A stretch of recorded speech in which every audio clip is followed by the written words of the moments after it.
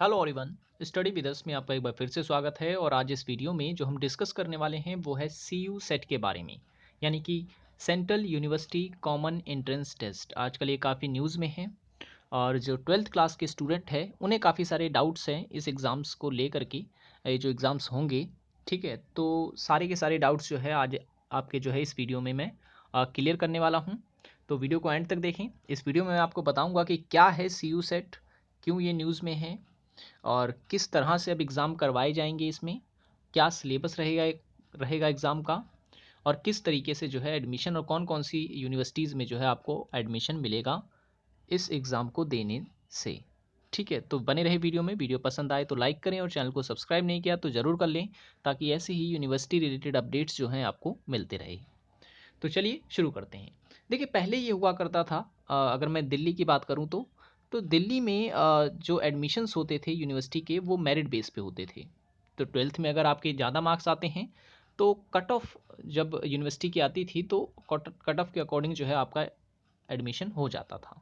ठीक है, तो उस समय मार्क्स वैल्यू रखते थे काफ़ी।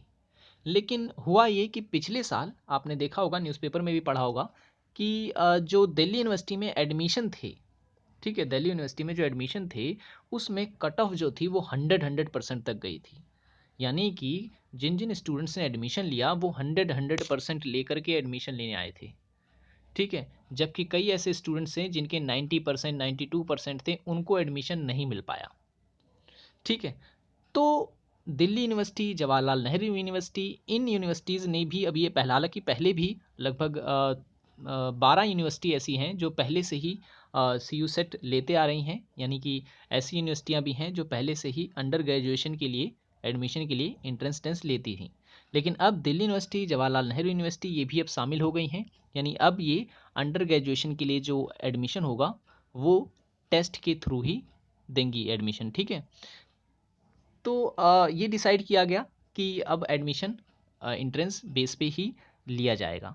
हालांकि अभी जो क्राइटेरिया है वो ये नहीं बताया गया है कि जब आप सी यू सेट का रजिस्ट्रेशन करेंगे तो आपके कितने परसेंट होने चाहिए।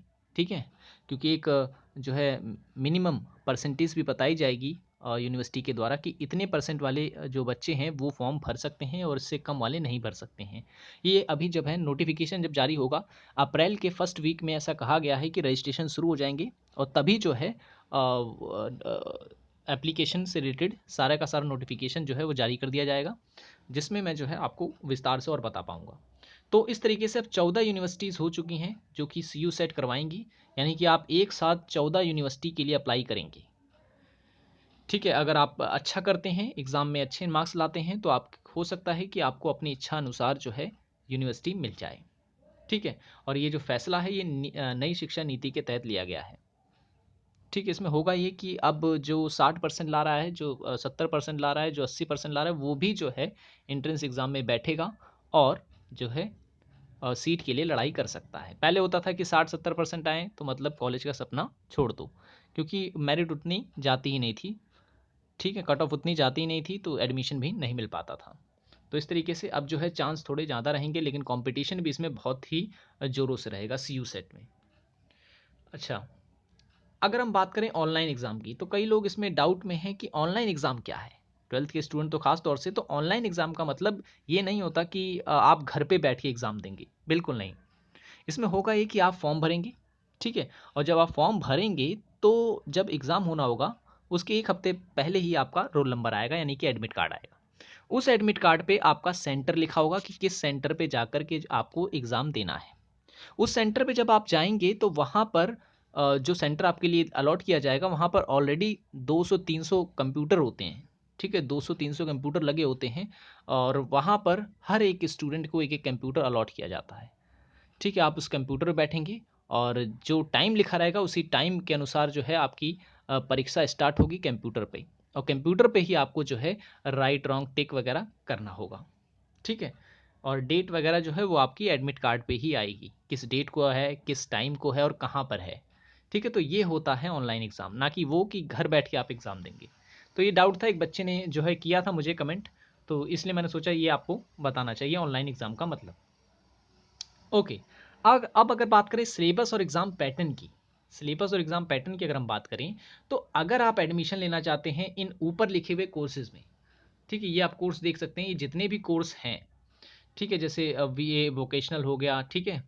और जितने भी हैं, बीएससी वगैरह या बीएड वगैरह में आप एडमिशन लेना चाहते हैं, ठीक है? तो इन सब में एडमिशन के लिए आपको होगा ये कि आपको 2 एग्ज़ाम देने पड़ेंगे, यानी रहेगा एक एग्ज़ाम, उसमें 2 पार्ट रहेंगे, पार्ट ए और पार्ट बी, ठीक है? तो पार्ट ए जो होगा उसमें बेसिक क्वेश्चन पूछे जाएंगे, जैसे इंग्लिश हो गया, न्यूमेरिकल एप्टीट्यूड हो गया, डाटा इंटरप्रिटेशन हालांकि इसी का हिस्सा ही, एनालिटिकल स्किल्स हो गया, रीजनिंग हो गया, जनरल अवेयरनेस हो गई, पार्ट ए में रहेगा। और पार्ट बी में रहेगा आप क्या, जो आप जिस चीज़ में एडमिशन लेना चाहते हैं उससे रिलेटेड क्वेश्चंस रहेंगे उसमें, ठीक है? जब आप फिजिक्स लेंगे तो फिजिक्स के क्वेश्चन, केमिस्ट्री लेंगे केमिस्ट्री के क्वेश्चन रहेंगे, और मैथमेटिक्स लेंगे तो मैथमेटिक्स के रहेंगे, बॉटनी लेंगे बॉटनी के रहेंगे। तो इस तरीके से रहेगा, ठीक है? लेकिन लेकिन अगर आप एडमिशन लेना चाहते हैं अंडर ग्रेजुएशन में इन सब्जेक्ट के बेस पे, ठीक है? इन सब्जेक्ट को अगर आप लेना चाहते हैं, जैसे बीए इंटरनेशनल रिलेशन हो गया, बीए इंग्लिश हो गया, ठीक है?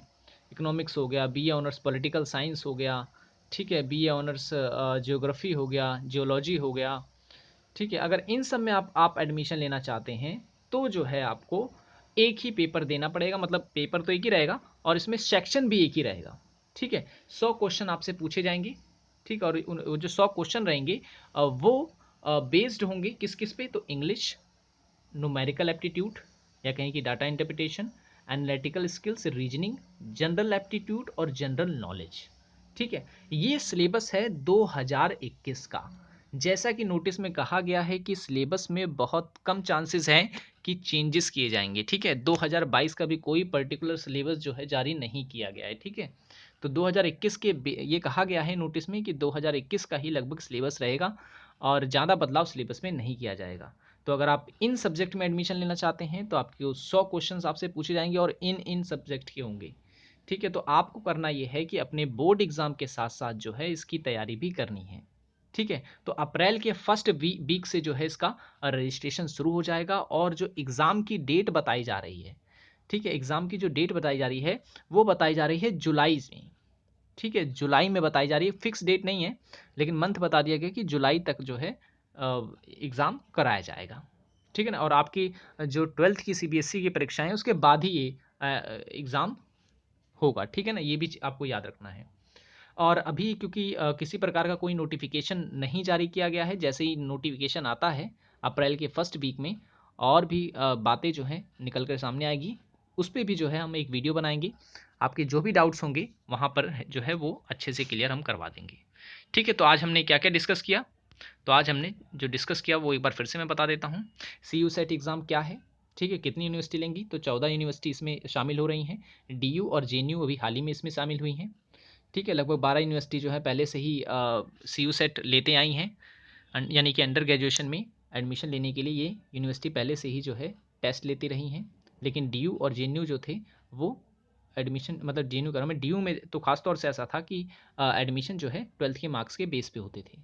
तो पिछले साल की समस्या को देखकर जो है डीयू भी अब इसका हिस्सा बन गया है। नई शिक्षा नीति के तहत ये ऐसा किया जा रहा है। इससे फ़ायदा क्या है? फ़ायदा ये है कि आपको अलग-अलग यूनिवर्सिटी के अलग-अलग फॉर्म नहीं भरने पड़ेंगे, ठीक है? एक ही बार आपको फॉर्म भरना है और आप लगभग 14 यूनिवर्सिटी के लिए अप्लाई कर पाएँगे एक ही बार में। अच्छे मार्क्स रहेंगे तो आपको अच्छी यूनिवर्सिटी मिलेगी, अगर अच्छे मार्क्स नहीं हैं तो आपको मनचाही यूनिवर्सिटी नहीं मिलेगी, ठीक है ना? ये भी आपको इसमें याद रखना है। रजिस्ट्रेशन कब से शुरू है? तो रजिस्ट्रेशन शुरू हो जाएंगे अप्रैल के फर्स्ट वीक से। नोटिफिकेशन जैसे आएगा वैसे ही मैं आपको बता दूंगा। ऑनलाइन एग्ज़ाम क्या होता है ये मैंने आपको बताया, ठीक है ना? कहाँ एग्ज़ाम होगा, कैसे एग्ज़ाम होगा, ये आपका एडमिट कार्ड से आपको पता चलेगा। एग्ज़ाम की डेट क्या रहेगी वो भी आपको एडमिट कार्ड में मिलेगी। सिलेबस मैंने आपको बताया कि अगर आप ऊपर लिखे हुए जितने भी यहाँ पर कोर्स दे रखे हैं उस वो सब लेना चाहते हैं तो आप जो है आपको जो एग्ज़ाम देना पड़ेगा उसमें 2 पार्ट रहेंगे, पार्ट ए और पार्ट बी, ठीक है? और भी जो है सिलेबस इसका काफ़ी बड़ा भी है, तो पूरा अगर सिलेबस देखना चाहते हैं तो आप जाएँ CUSET.NTA.NIC.in पर, ठीक है ना? ये वेबसाइट है, यहाँ पर आपको पूरा सिलेबस मिल जाएगा। ये तो मैंने एक छोटा-सा पार्ट काटा है, जो मैंने आपको सिर्फ बताने के लिए यूज़ किया है।